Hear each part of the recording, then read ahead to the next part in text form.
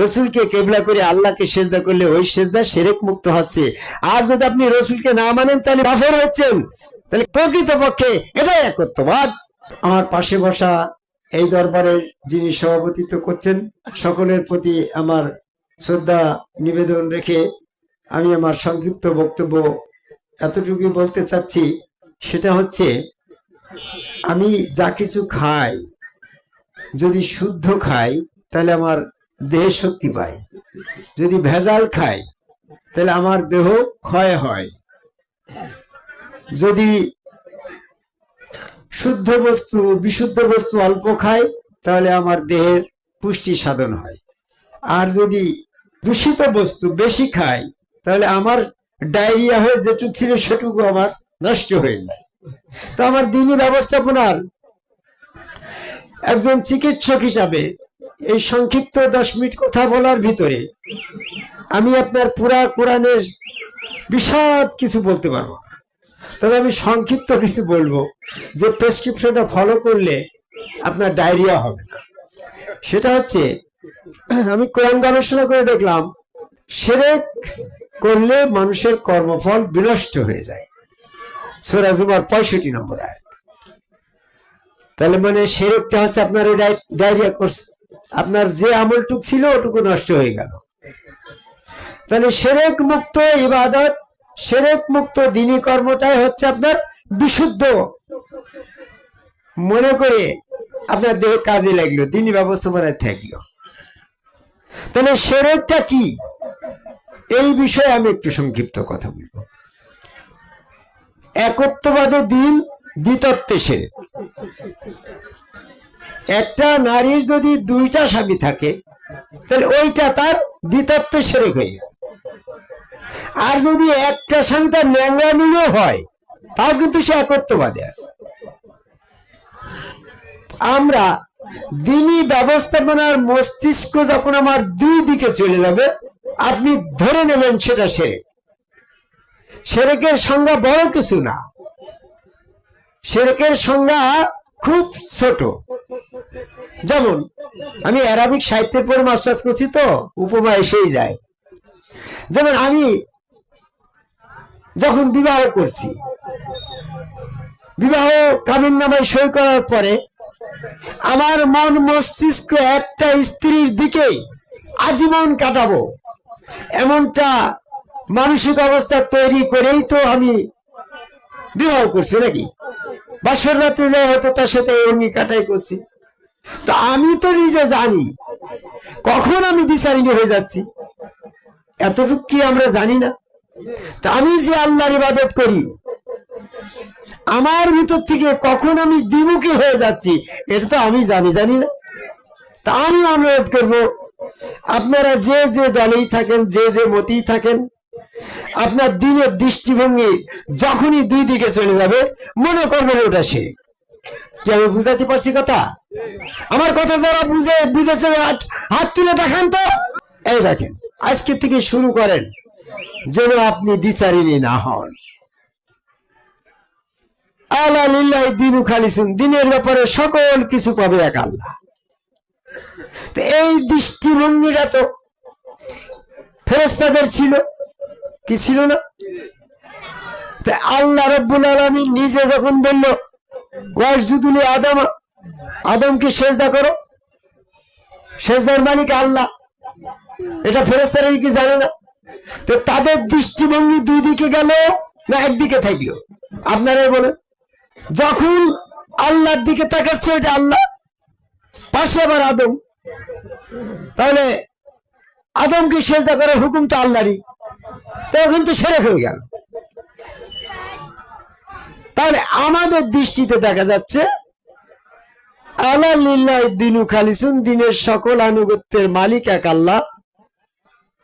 আবার যদি আমরা দেখি ফেরেশতারা আদমকে সেজদা করে আদমের আনুগত্য করল, আবার আল্লাহরও করল, তো এটা তো শিরক হয়ে গেল। এই প্যাচটা যদি আপনি না ভাঙেন তাহলে আপনার ডায়রিয়া হয়ে সব নষ্ট হয়ে যাবে। আপনি যতই গুরু ধরেন, যতই আদম সেজদা করেন, আপনার সব শিরক হয়ে যাবে। তাহলে এখান থেকে আপনাকে বেরিয়ে আসতে হবে। নাম্বার 2, আপনি যখনই আল্লাহ বলতে যাচ্ছেন, আল্লাহর সাথে কাউকে ডাকা যাবে না। সূরা জিনের 18 নম্বর আয়াত। আবার সেই আল্লাহ বলল, কুল ইন কুনতুম তুহিব্বুনাল্লাহ ফাত্তাবিউনি, যদি তুমি আল্লাহর আনুগত্য করতে চাও তাহলে রাসূলের করো। তাহলে আপনি আল্লাহর হুকুম শুনতে গিয়ে তো শিরক করে ফেললেন। ওইখানে আল্লাহর হুকুম শুনে ফেরেশতারা শিরক করলো আদমকে সিজদা করে। এখানে আপনাকে বলা হলো যে আপনি যদি আল্লাহকে ভালোবাসেন তাহলে ওই মুহাম্মদের অনুসরণ করেন। তাহলে আপনি যখন আল্লাহ এবং মুহাম্মদ দুটো নিলেন, তা আল্লাহর সাথে মুহাম্মদের নামটা যখন রাখছেন তখন আপনার দিনের দৃষ্টিভঙ্গি দুই দিকে চলে গেল না? এখানেও শিরক। আপনি যখন লা ইলাহা ইল্লাল্লাহ মুহাম্মাদুর রাসূলুল্লাহ পড়ছেন, তা আপনার উচ্চারণে একবার মদিনায় গেল মনটা, আর একবার আরশ আজিমে গেল। তাহলে কি হলো? এই ধরনের সমস্যাগুলো সমাধান না করে এই কলেমা পড়াও শিরক। আমি বিস্তারিত বলতে গেলে সময় পাবো না।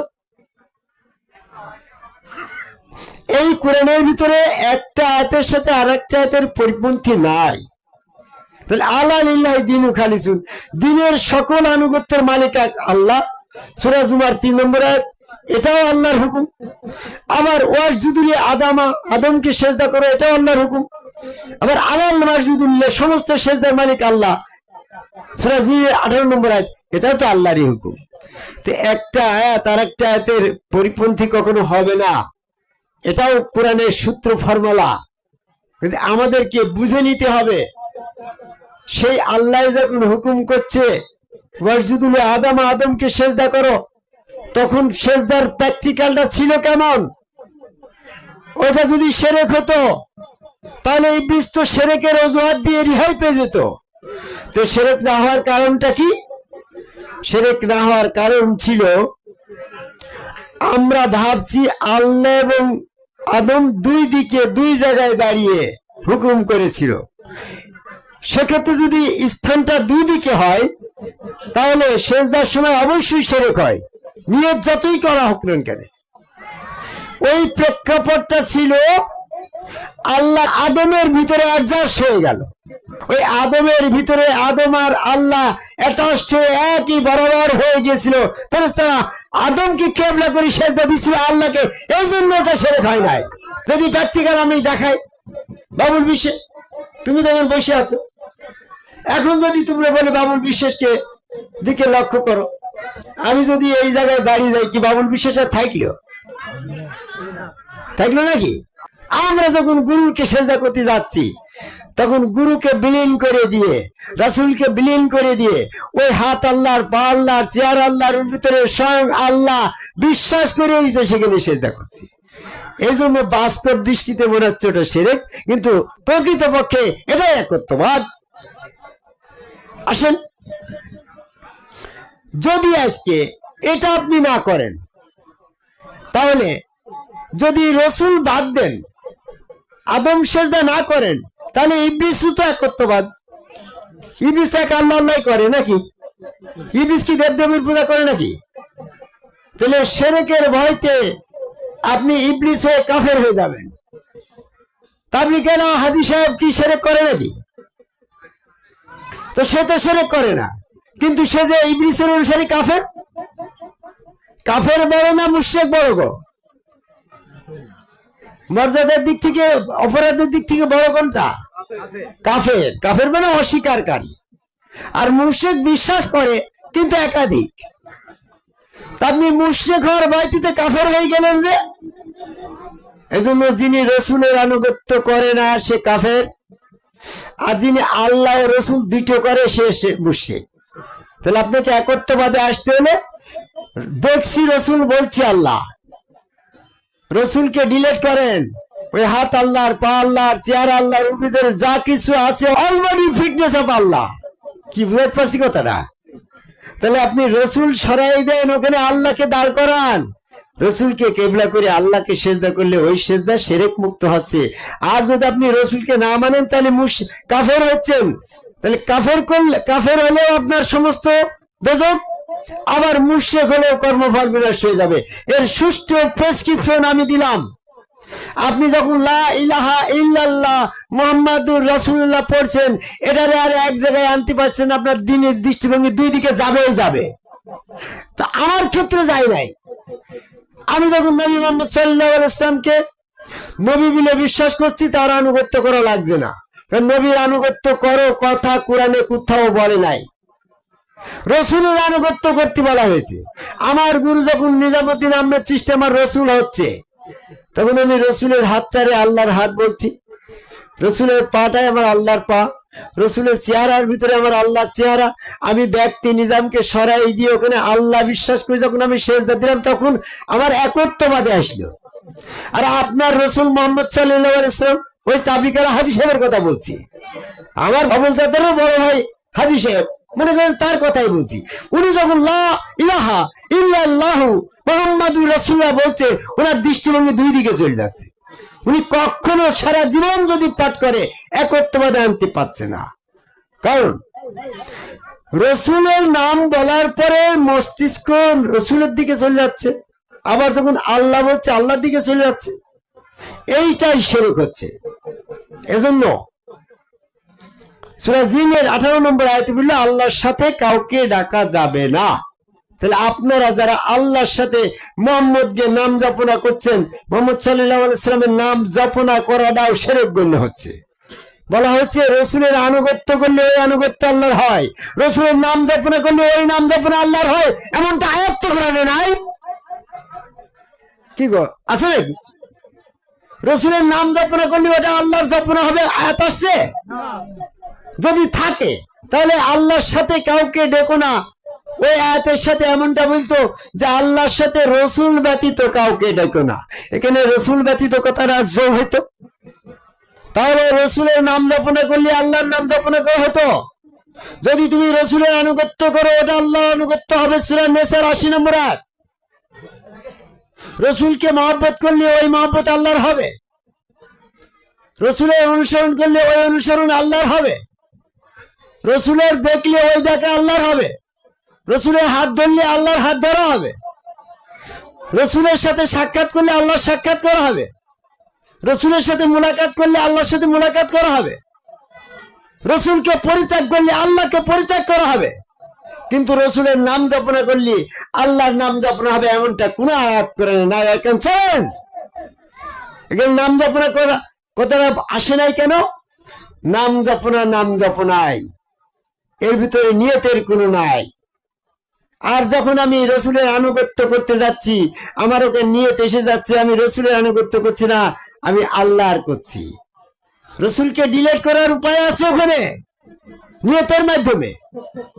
তো আমি মন গড়া ভাবে নিয়ত করবো কেন? সূরা আল ফাতিহা 10 নম্বর আয়াতে আল্লাহ তো নিজেই বলে দিয়েছে, ইউবাইউনাকা ইন্নামা বাইউনাল্লাহ, যে তোমার কাছে বায়াত গ্রহণ করে সে তো আল্লাহর কাছেই করে।